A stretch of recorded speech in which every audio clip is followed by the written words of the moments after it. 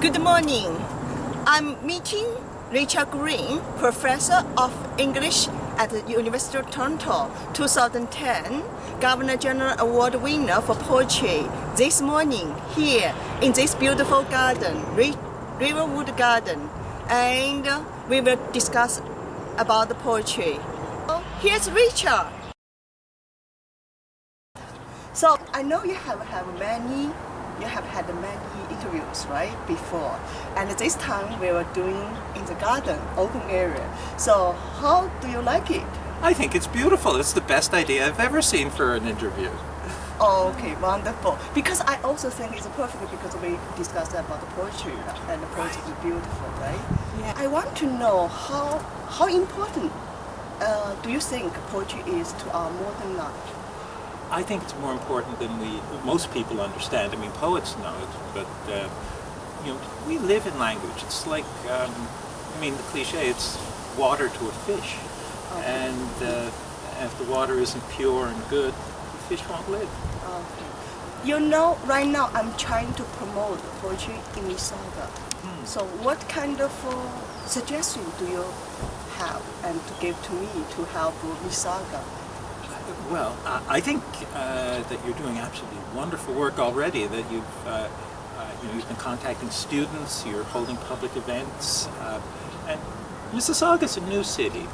Just one of the things that strikes me is that Mississauga has to learn how to remember, and poets can help them with that. Poets think about how we've lived, and that alone is important. That you should be just present as a poet, that people think about it. Why would we write poems? Yeah. By the way, we choose this garden is also reserved area garden for natives. Really? So yeah. I didn't know that. Well, that's awfully important too. Yeah. So we can respect them and remember them also. And also, I want to know what is the state of Canadian poetry right now? I think it's pretty good. Now, usually you don't know if the poetry of an age is any good until long afterwards. But a lot of people are writing, a lot of smart people are writing, and they seem to know what they're doing, and what they're writing about seems to matter. There's a lot of passion and human experience coming into it. Last night I heard an American poet, he was born in Canada, but he's moved to Baltimore, and he was saying that one of the things he finds when he comes to Canada is a sort of intellectual and emotional urgency in the poetry that he doesn't find so much in American poetry. I'm rather proud to hear that because our population is so much smaller. Oh, okay. But I heard about other people talk about the Canadian poetry. Like Canadian poetry always associated with the landscape. Yeah. Like when you read the poems in Canada, you immediately know, oh, it's like expanse, yes. so huge land, and also people are a little bit remote, but also very.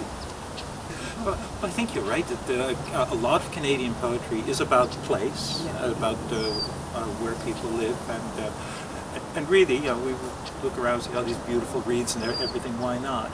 But Canada's changing too. Canada's so much in the cities now. For generations, it was farmland and sea. Now, Mississauga is a big city, and Toronto's a big city, Hamilton's a big city, and they're all together, and it's changing. So we're lucky to have you as a poet laureate to keep up with these changes.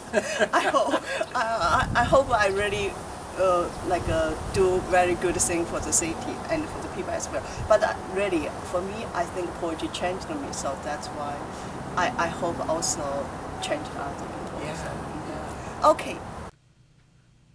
We will take a walk around this beautiful garden. Then, could you share some poems of yours? This poem is about the University of Toronto at Mississauga. It's very near this garden. It's about 5 minutes away, and it's about my students. At the college. Serpentine, the path unwinds its innocence from building to building in flickering shade, where my students feed lazy raccoons muffins and glazed donuts, as if to domesticate the last wild things on this suburban campus, though nothing can make the few deer unafraid of engines, words, footfalls, the human rumpus, or subdue the fox's wily nonchalance, and teach him not to kill anything helpless. Here, among these fierce and sentimental students, I stand on the edge of a world not my own, snatching small goods from the large irrelevance of what we do, making the old sorrows known to children bearing their first calamities, teaching solitudes to the newly alone, explaining writers' exile to refugees, and notions of intrinsic worth to half-fledged bankers already driving smart Mercedes. Yet they live by their hope, curiously pledged to some afterness that will reward and bless them for gifts that nature leaves unacknowledged, or earnest labors I grade at B or less. They know some need of love that poets speak to, and few can absent their hearts from every class, however many dronings they may sleep through.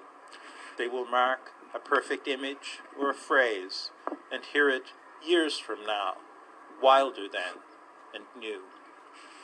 Dante's house, and it's most of the book is set in Italy, in the area of Tuscany, and I spent a summer there with a bunch of students, and it was a lot of fun. I kept a lot of notes. So then I wrote a long poem about traveling in Italy, and it was fun to do.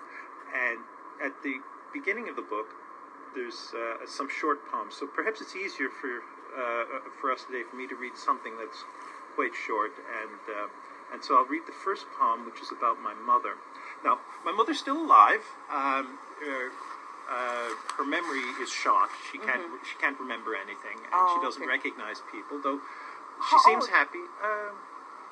I have to do it the other way. This is 1928, so that would make her 87. Oh, 87, okay. I have to count. Okay.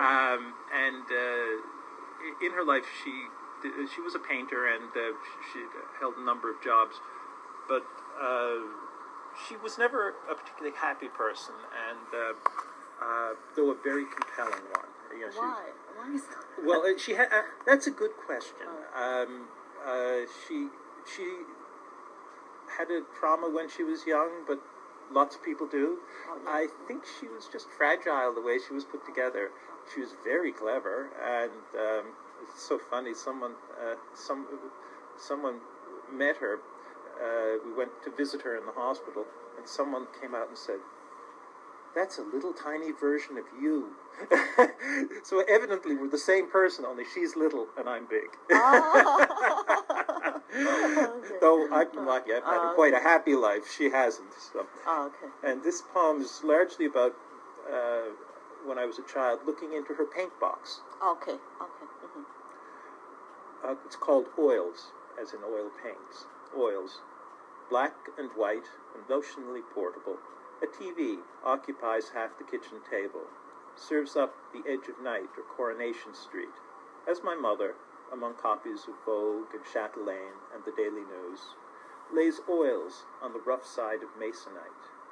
The brushes seem never to need replacing, and the tubes of Winsor and Newton go from year to year, the same ones never empty, manganese blue hue, phthalo turquoise, cobalt chromite, viridian and terre verte, purple lake, raw umber light, and Payne's gray. Her gardens are decorative and terrible as vined or beasted letters of a manuscript, and undersea whales and plankton and octopi of equal proportion, as when sleeping shortens the gap between dead and living. Mind always elsewhere, on Adam Trask and Mike Carr in mobbed-up Monticello, on Ina Sharples and Elsie Tanner, the Barlows, all that marriage and murder at Rover's return, her automatic touch making intricacies on the board, shapes of memory from which she can never turn away, a tiny brother throttled by whooping cough, her father weeping in the pantry, all the dailiness of death in 1941.